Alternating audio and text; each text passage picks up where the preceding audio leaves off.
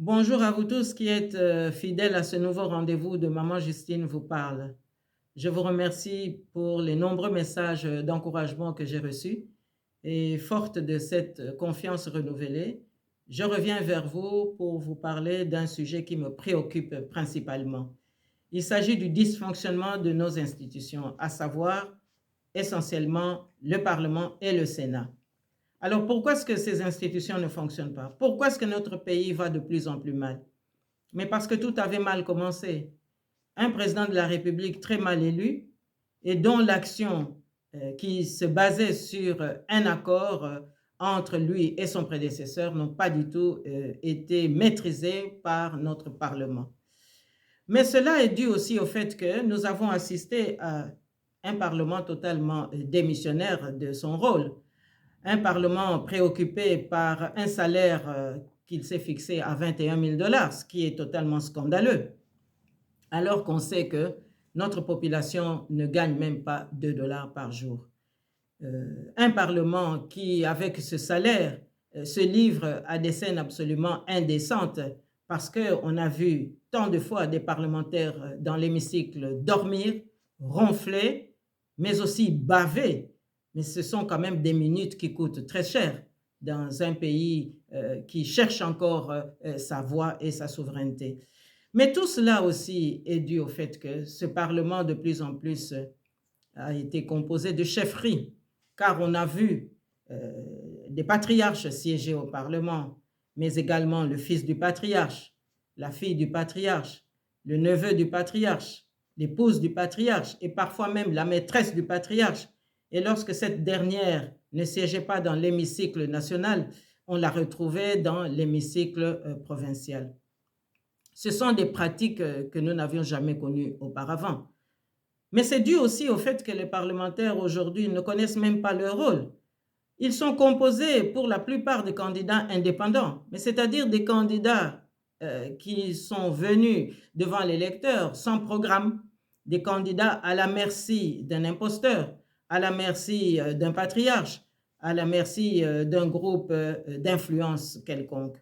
Et donc cela, ce n'était pas du tout l'éthique qui avait été dictée à nos premiers parlementaires. Parce qu'ici, j'aimerais vous rappeler que l'histoire nous enseigne que les premiers dirigeants, il y a 60 ans, jour pour jour, lors de la réouverture des chambres parlementaires en mars 1962, avaient exhorté nos premiers parlementaires à savoir qu'ils ne sont pas les frères d'un tel, qui ne sont pas le cousin d'un tel, mais qu'ils doivent défendre uniquement l'intérêt national.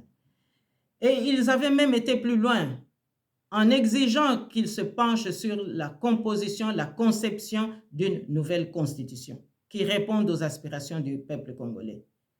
Eh bien, nous avons vu les résultats. En 1964, à Louloabourg, nous avons eu une constitution qui était le reflet de nos populations. Aujourd'hui, force est de constater que la constitution qui nous régit actuellement est le fruit d'un bricolage d'interférences extérieures. Et lorsque de temps en temps, il y a des clauses que nous pouvons accepter, eh bien, elles ne sont même pas appliquées avec efficacité. Alors, tout cela démontre quoi? Démontre que nos parlementaires, évidemment, totalement inconscients de leur rôle, n'ont pas pu s'intéresser aux enjeux de l'heure. Les contrats miniers leur échappent totalement. La guerre que nous livre le Rwanda, l'Ouganda, le Burundi, mais ils ne savent même pas quelles sont les options diplomatiques qu'ils peuvent impulser. Et tout cela contribue à la déliquescence de notre pays. Et donc, je crois que la responsabilité des parlementaires, elle est totalement fondamentale et elle explique beaucoup de choses. Parce que nos parlementaires, finalement, ont oublié que lorsqu'ils se rendent dans leur fief, mais ils doivent aussi pouvoir s'appuyer sur l'autorité ancestrale coutumière, qui est le relais par excellence des aspirations de notre peuple. Parce que c'est grâce à cette confiance qu'ils peuvent recevoir de notre peuple qu'ils peuvent valablement défendre leurs intérêts au Parlement. Eh bien, ça n'a pas été le cas. Alors, je crois que tous ces éléments sont des défis que nous devrons relever. Et nous les relèverons comment? Mais je pense d'abord qu'en demandant à notre population et surtout à notre jeunesse de se réapproprier notre histoire. Parce que c'est dans la mesure où l'on sait d'où l'on vient qu'on est en mesure d'orienter l'avenir. Mais on doit aussi avoir conscience que le phénomène de contre-pouvoir est totalement indispensable. Et ce contre-pouvoir pourra venir de la presse notamment, une presse libre qui doit se préoccuper à informer et non pas à désinformer.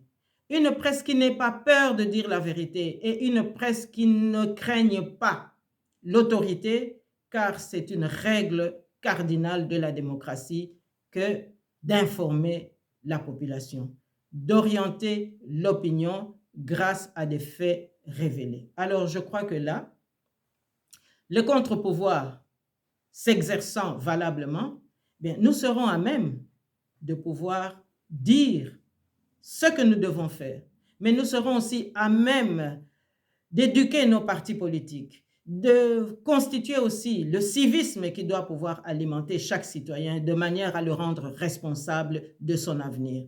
Et cet avenir dépendra d'abord de la défense que nous aurons à privilégier les intérêts du peuple congolais, mais aussi à préserver notre souveraineté nationale dont dépend aussi l'équilibre de l'Afrique. Parce que si on comprend que le Congo, c'est tout de même un carrefour important pour l'avenir de l'Afrique, pour l'équilibre de l'Afrique, alors à ce moment-là, nous retrouverons notre respectabilité dans le concert des nations. Eh bien, je pense que c'est une tâche que nous devons nous assigner, c'est-à-dire cette tâche d'informer, cette tâche de mobiliser. Et en tant que présidente de la diaspora congolaise, eh bien, je m'engage une fois de plus devant vous à faire ce travail, avec vous, parce que sans vous, rien n'est possible. Voilà l'essentiel de mon message de ce jour. Je vous remercie et je vous dis à la semaine prochaine.